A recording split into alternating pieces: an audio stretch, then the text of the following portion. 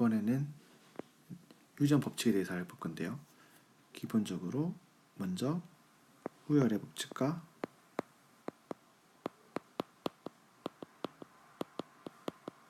분리의 법칙에 대해서 알아보겠습니다.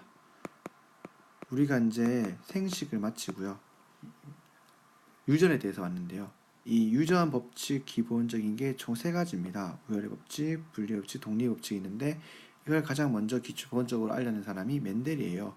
멘델이라는 과학자는 완두라고 하는 어떠한 도구를 이용해서, 완두콩을 이용해서 알아냈거든요. 어떻게 알아냈는지 우리 하나씩 차근차근 알아가 볼 겁니다.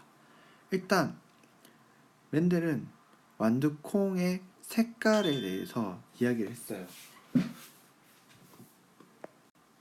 네, 멘델이 보니까 완두콩 색깔이 무엇이 있었냐면요, 노란색이랑 초록색이 있더란 거죠.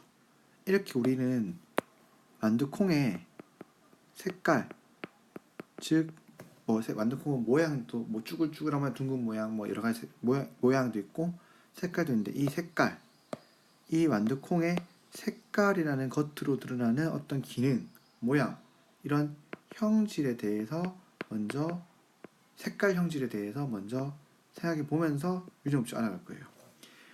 맨 처음에 멘델은 노란색 완두와 초록색 완두를 교배시켰어요. 그랬더니 자손이 뭐만 나왔냐? 바로 노란색 완두만 나왔다는 거죠. 부모 세대가 노란색 완두가 나왔다는 거죠. 이게 바로 이제 부모 세대인데요. 어머니 세대.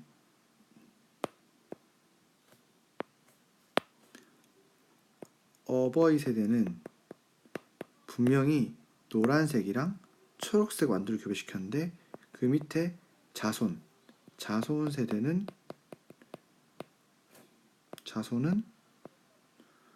노란색만 나왔다는 거죠. 너무 신기한 거예요. 그래서 한 번 더 해봤어요.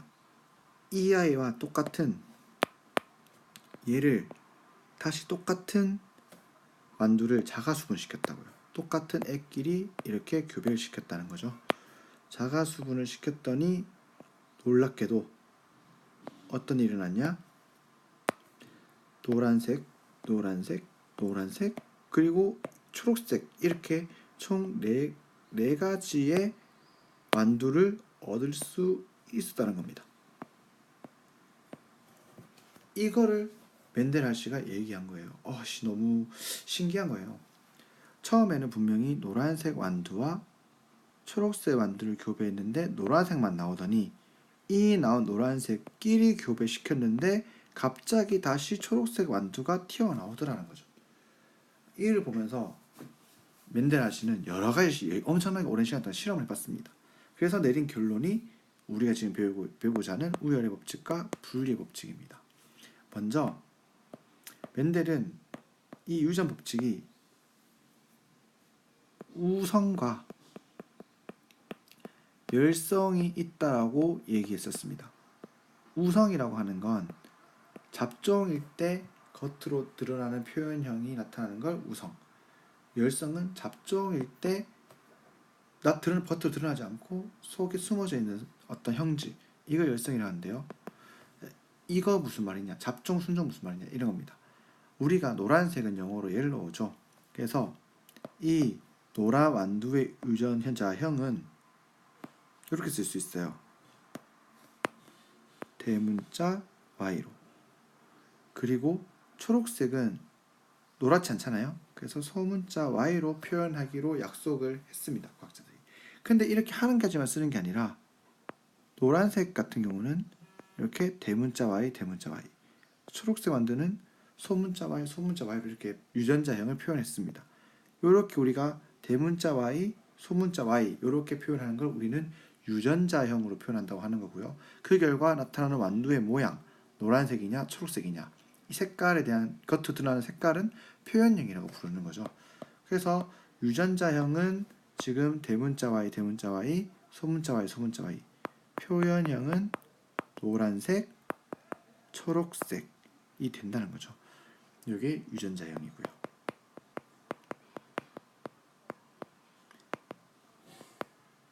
이랬더니 즉 그리고 여기서 보는 것처럼 대문자 Y, 대문자 Y, 소문자 Y, 소문자 Y처럼 유전자 모양이 똑같은 것들을 우리는 순종이라고 부릅니다. 그리고 자손 세대는 요 모양이 됩니다. 요 모양. 이거는 대문자 Y와 소문자 Y가 섞여 있죠. 이럴 경우는 우리는 잡종이라고 부릅니다. 잡종. 얘는 순종. 이렇게 되는 거죠. 이거 어떻게 되는 거냐? 이거를 우리는 이렇게 표현할 수 있습니다. 노란색 완두가 만드는 생식 세포는 유전자가 Y일 겁니다. Y.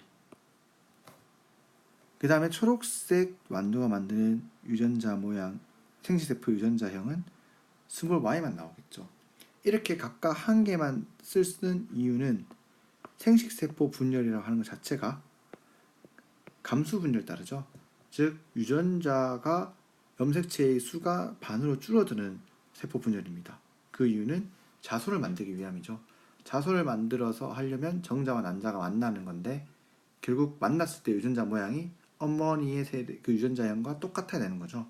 그래서 연속 2번 일어나면서 염색체의 수를 반으로 줄어든다 했기 때문에 이렇게 표현한 겁니다. 그래서 노란색 완두가 만든 생식세포의 유전자형과 초록색 완두가 만든 생식세포 유전자형이 만나서 대문자 Y, 소문자 Y, 또 대문자 Y, 소문자 Y, 또 대문자 Y, 소문자 Y, 또 대문자 Y, 소문자 Y 요것만 나타난다는 거죠. 그래서 얘는 다 노란 완두가 된다라는 말입니다. 근데 이거는 분명히 어머니의 노란 완두의 유전자형 얘랑 모양이 다릅니다. 유전자형이 맞죠?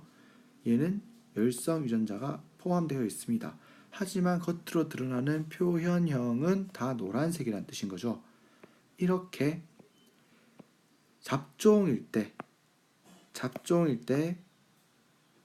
분명히 노란 유전자와 초록 유전자가 섞여 있음에도 불구하고 겉으로 드러나는 형질을 우리는 우성, 그리고 숨겨져 있는 건 열성이라고 하고, 멘델은 잡종일 때 우성의 형질만 겉으로 표현된다라고 합니다. 그게 바로 우열의 법칙입니다. 이해되나요?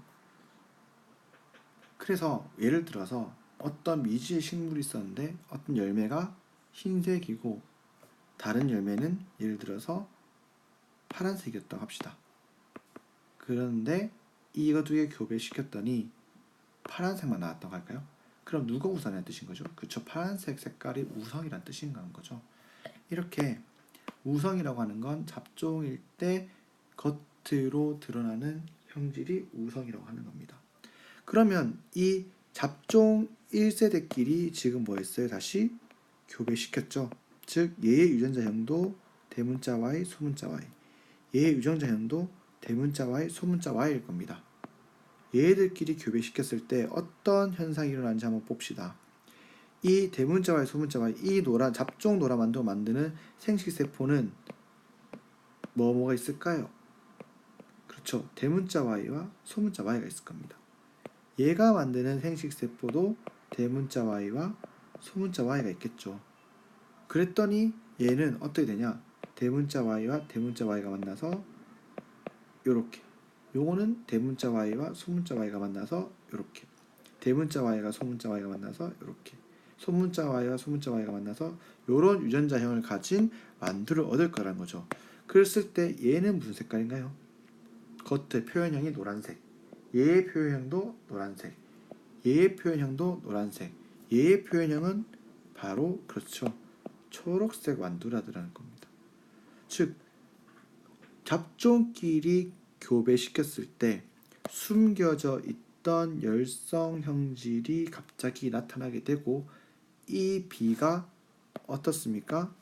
3개가 될 때 1개가 된다. 즉 표현형의 B가 3대 1이더라. 즉 3이라고 하는 건 우성의 형질이 나타나는 것, 1이라고 하는 비율은 열성의 비율이 1이라고 하는 겁니다.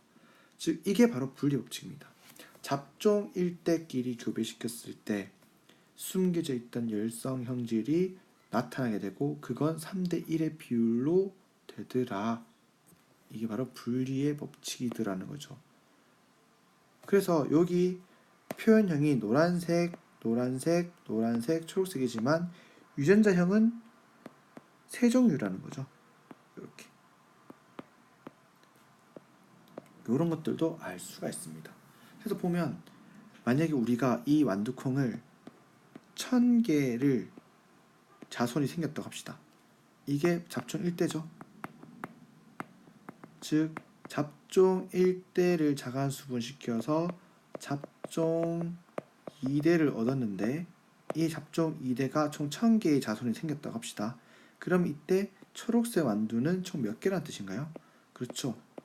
250개라는 거죠. 왜냐? 3대 1의 비율로 율성 형질이 나타나니까요. 나머지 750개는 노란색일 거라는 겁니다. 하지만 겉으로 표현형은 노란색이지만 크기의 유전자형은 반드시 다를 거라는 거죠. 여기까지가 우열의 법칙과 분리의 법칙에 대한 이야기였습니다.